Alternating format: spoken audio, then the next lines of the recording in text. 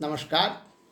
Professor S Narayan Raju YouTube channel में आप सबका मैं स्वागत करता हूं। आप सब जानते हैं ब्रह्मगीत सार के विभिन्न पदों की व्याख्या की जो श्रृंखला में और एक पद की ओर हम जा रहे हैं। इस पद की विशेषता यह है कि इसके पहले भी उद्धव एक बार पत्र दिया है। वहाँ क्या हो गए हैं, वो बार बार लावत चाहती, क्योंकि पत्र को ही श्री कृष्ण समझकर वो अपने हृदय पर लाकर हो गई श्याम की पाती श्याम, क्योंकि कृष्ण ही हो गए हैं कहते हैं। अब उस पत्र को गोपियां पढ़ना भी चाहती हैं, लेकिन पढ़ने में उनकी क्या क्या समस्याएं आने वाले हैं और क्यों न पढ़ पा रहे हैं, ये बात वो इस पद में बताते हैं। गोपियां की जो इस पद की व्याख्या पहले हम देखेंगे। को ब्रज बांचत नाहिन पाती, कत लिक लिक पटवत नंद नंदन कठिन विरह की काती। नयन सजल कागद अति कोमल, कर अंगुरी अति ताती। परसत जरई बिलोकत बीजय दूही, परसत जरई बिलोकत बीजय दूहू, बांति दुख छाती। क्यों समझें ये अंक सूर सुन कठिन मदन सरगाती। देखे जी ही श्याम सुंदर के रहा है चरण दिन राती। यहाँ बहुत विशेष की बात है कि इस पद में गोपियां कहते हैं कि जो पहले पत्र तो ले लिया है और कृष्ण समझा। अब देखिए, को ब्रज बांचत नाहिन पात। देखिए, यह उद्धव आपने जो पत्र दिया है, लेकिन इस पत्र को इस व्रज में कोई भी पढ़ने नहीं पा रहे। क्यों नहीं पढ़ पा रही हैं, इसका कारण क्या है? और आगे देखिए, कत लिक लिक पटवत नंद नंदन कठिन विरह की काती। देखिए, श्री कृष्ण इस प्रकार के काम क्यों करते हैं? अब तो हम श्री कृष्ण की विरह वेदना में, विरह रूपी अग्नि में, कृष्ण की रूपी जो रूप से वियोग के, कृष्ण रूप के वियोग के कारण, कृष्ण के वियोग में हम इतनी जल रही हैं गोपियां। इस प्रकार जलने वाली, कामाग्नि में जलने वाली, कृष्ण के विरह में तड़पने वाली इन गोपियों को फिर दोबारा इस प्रकार पत्र कत लिक लिक पटवत नंद नंदन।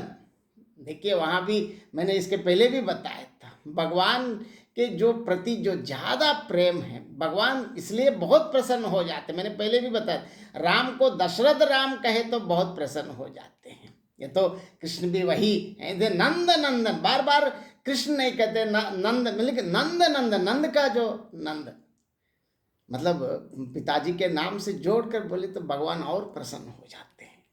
नंद नंदन कठिन विरह की काती। इस प्रकार हमारे विरह को और क्यों बढ़ाना चाहते हैं, लेकिन आपने जो पत्र दिया हम पढ़ना चाहती हैं, लेकिन क्यों नहीं पढ़ पा रही हैं। यहाँ गोपियां बहुत अद्भुत जो विशेषण बताते हैं। नयन सजल, क्योंकि हम पढ़ना चाहते हैं, लेकिन हमारे आंखों में लगातार अश्रु मतलब आंसू है।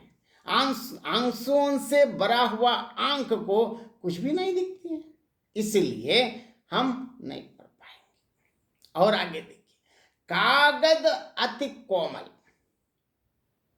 आपने जो पत्र दिया है, पत्र कागज है, मतलब बहुत कोमल है। अगर पत्र को पकड़ने से क्या होता है, और आगे बताते हैं गोपी। कर अंगुरी अति ताती, क्योंकि श्री कृष्ण की विरह वेदना में तड़पने वाली, जलने वाली गोपियां इतने गर्म हो गए हैं कि उनकी जो उंगलियां बहुत गर्म होने के कारण इस प्रकार गर्म उंगलियों से छूते ही पत्र जलने की संभावना है। यहाँ देखिए गोपियां बहुत मार्मिक ढंग से सूरदास का वर्णन। एक तो क्या है, आंखों में पूर्ण, क्योंकि लगातार कृष्ण के वियोग में रोने के कारण आंखों में आंसू, नयन सजल, जब आंसुओं से भरा हुआ आंखों से कुछ भी नहीं पढ़ पाते हैं, अगर पढ़ने के लिए देने पर भी आंसू पत्र पर पढ़कर पूरा पत्र खराब हो जाते हैं। और दूसरी चीज, पत्र को पकड़ना भी मुश्किल है। क्यों नहीं पकड़ने में असमर्थ हो गए हैं? उनकी जो विरह के कारण श्री कृष्ण की विरह वेदना में इतनी जल रही हैं कि उनकी संपूर्ण शरीर इतना गर्म है, और भी उंगलियां और गर्म है। अगर उंगलियों से कोमल पत्र को पकड़ने से क्या होने की संभावना है? पत्र जलने की संभावना है। और आगे बताते देखिए, और परसत जरे, अगर इतनी उंगलियां गर्म होने के कारण अगर पकड़ लिया मतलब जल जाते हैं। बिलोकत बीजय दुहि बांति दुख चाहती, अगर देखना भी चाहती हैं लेकिन पूर्ण रूप से आंसुओं से आंखों में आंसू भरने के कारण बिलोकत बीजय दुहि बांति दुख चाहती, अगर आंसू गिरने से पूरा पत्र खराब हो सकता। और देखिए गोपियों की मनोव्यथा, मतलब इनकी व्यवस्था ऐसी, उनकी मनोस्थिति कैसी है, मनस्थिति के बारे में। और वो पढ़ना भी चाहती हैं क्योंकि कृष्ण का पत्र है, लेकिन इसलिए नहीं पढ़ पा रही हैं। एकदम नयन सजल, उंगलियां अति ताती बताते हैं, और इसलिए उंगलियां एकदम गर्म होने के, परसत जरे, पकड़ने से जल जाते हैं। बिलोकत दूष, मतलब देखने से भी आंसू लगा, देख भी नहीं पाते हैं, और इसके साथ साथ आंसू गिरकर पत्र खराब भी हो सकते हैं। और आगे बता दे, क्यों समझें ये अंक सूर सुन कठिन मदन सरगाती। यहां देखिए यह पत्र ऐसे लिख के भेजा है, इस पत्र उनको कैसे लगा है? सूरदास कहते हैं, सुन कठिन मदन सरगाती। इसके साथ ही वो वियोग अवस्था में, कृष्ण के वियोग में तड़पने वाली इन गोपियों को ये पत्र मदन के बाण जैसे हैं। मदन का बाण लगे तो, और अगर संयोग अवस्था में मदन का बाण मतलब और बहुत प्रसन्न हो जाते हैं, लेकिन वियोग अवस्था में कठिन सरगाती, मदन सरगाती का मतलब ऐसे बाण से उनके पूर्ण रूप से उनको और मार रहे हैं। देखे जियहि श्याम सुंदर के रहहि चरण दिन रात। देखिए अंत में गोपियां कहती हैं, यहाँ देखिए, यहाँ एक और इतनी काम पीड़ित होने के नाते भी देखिए, और वो कहती हैं, हमारे ऊपर तो कामदेव ने अपने कठोर बाण छोड़कर हमें घायल कर रखा है। और ये भी कहना चाहते हैं कि हम काम पीड़ित है। काम मतलब शारीरिक नहीं है, मतलब भगवान को देखने की इच्छा, भगवान के सानिध्य का आस्वादन करने की इच्छा। काम मतलब इच्छा है, यहाँ वो काम नहीं है। लेकिन यहाँ श्रीमन नारायण, इस विश्व के पुरुषोत्तम श्रीमन नारायण श्री कृष्ण के वियोग में जल रही है, उनकी काम अग्नि में जल रहे हैं। और इसी संदर्भ में कामदेव के बाण जैसे ये पत्र आकर उनको और घायल कर रखा है। और इसी के साथ साथ और इतनी काम पीड़ित, मतलब काम मतलब इच्छा से पीड़ित। क्या इच्छा है? श्रीमन नारायण का दर्शन की अभिलाषी है, उनके सानिध्य का आस्वादन करने की इच्छा से तड़प रही इन गोपियों को अब ऐसे देखिए, इस संदर्भ में इस प्रकार योग, ज्ञान, निर्गुण, ब्रह्मात्मी, इस प्रकार की योग की जो बातें हैं कैसे समझ सकते, मतलब ये कहाँ हमको समझ में आ जाती हैं।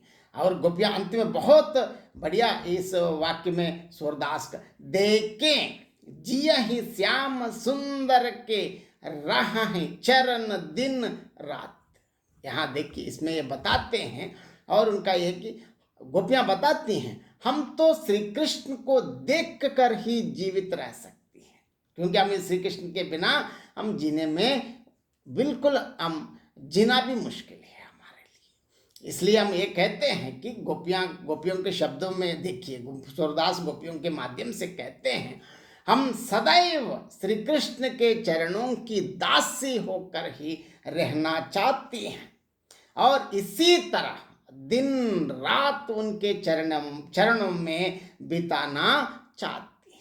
इस पद में बिल्कुल श्री कृष्ण के जो प्रेम, श्री कृष्ण के साथ वो क्या करना चाहते, मतलब जिस प्रकार कृष्ण की वियोग अग्नि में जलने वाली इन गोपियों को यहाँ पत्र पढ़ने के लिए दिया उद्धव, लेकिन पहले तो वो बार बार लावत चाहती कहते हैं, अब पढ़ना भी चाहती हैं, लेकिन पढ़ना चाहने के बावजूद भी क्यों पत्र नहीं पढ़ पा रही। बहुत उनकी मनस्थिति का बहुत बढ़िया चित्रण किया है सूरदास ने इस पद में, क्योंकि यहाँ गोपियों की इच्छा और कुछ नहीं, मतलब अंतिम पद में बिल्कुल साफ साफ बताते कि हमको और कुछ नहीं चाहिए, श्री कृष्ण के चरणों में निरंतर दिन रात, इसका मतलब क्या है, हमेशा हमेशा सदा सदा के लिए श्री कृष्ण के चरणों में ही रहना चाहती हैं और श्री कृष्ण के सानिध्य का बिल्कुल आस्वादन करना चाहती हैं, क्योंकि कृष्ण सानिध्य के बिना उनके लिए बाकी किसी चीज से कोई मतलब नहीं है।